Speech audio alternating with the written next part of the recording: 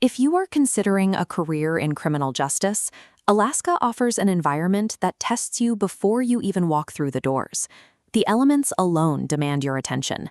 Movies and television often frame correctional work as a purely physical job, mostly guarding doors and pacing cell blocks. But the reality on the ground here is highly formalized, requiring a deep understanding of state policy, legal rights, and crisis communication. That creates a unique dilemma for applicants.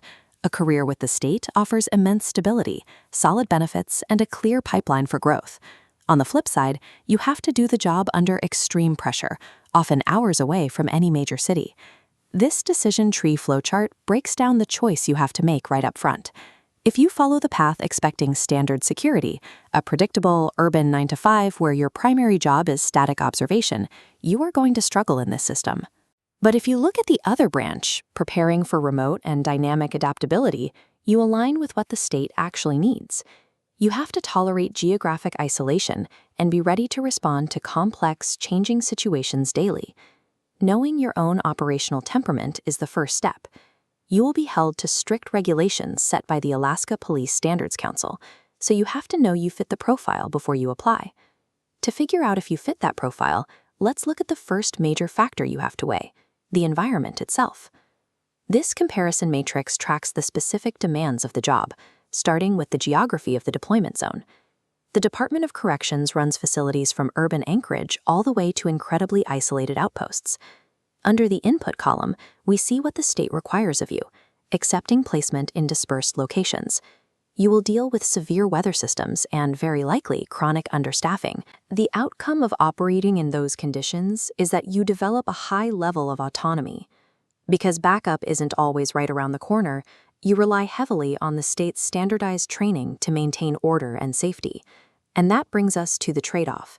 You are sacrificing the conveniences of a major city, your usual social lifelines, and the immediate safety net of a massive localized police force.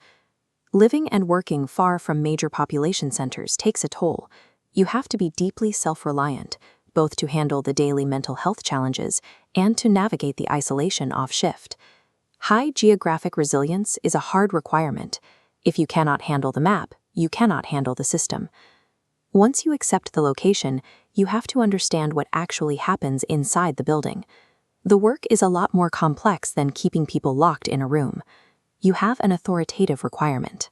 You must maintain strict order in crowded housing units, observe behavior accurately, and manage daily security risks.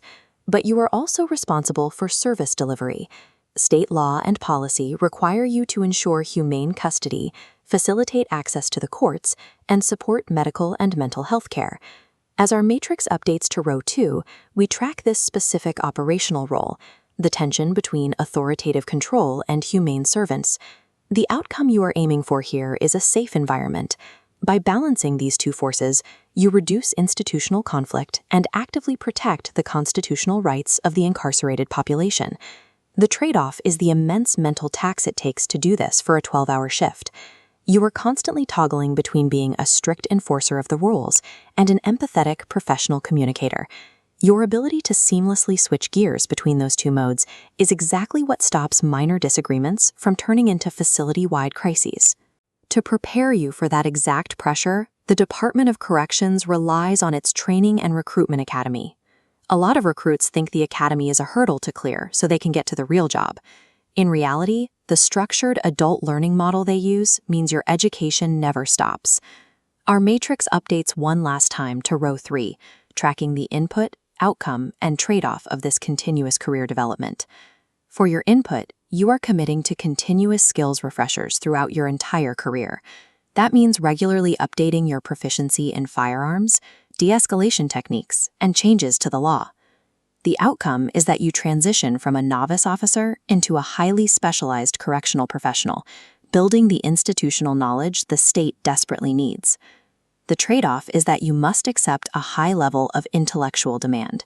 This is a deeply public-facing profession, not a low-effort job where you can just punch the clock and zone out.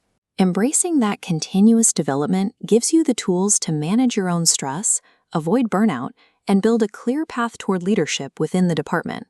We've covered the isolation, the dual nature of the work, and the continuous training required to survive it. Now it's time to evaluate if this is actually the right move for you. This compatibility score checklist measures you against the ideal candidate profile. First, you need adaptability to geographic isolation and severe environments. Second, you must possess the emotional intelligence to de-escalate conflicts. And third, you need a willingness to engage in continuous adult learning. When you combine those three traits in the field, you get a composed, highly observant professional who can manage risks safely and humanely. If you are looking for a static security gig where you don't talk to people, or if you struggle to regulate your own emotions under stress, you should look elsewhere. The geographic distance and the daily staffing pressures will quickly filter out anyone who treats this as a temporary or easy paycheck. Working for the Alaska Department of Corrections requires intense input, but it offers a highly stable, rewarding career for people who are adventurous and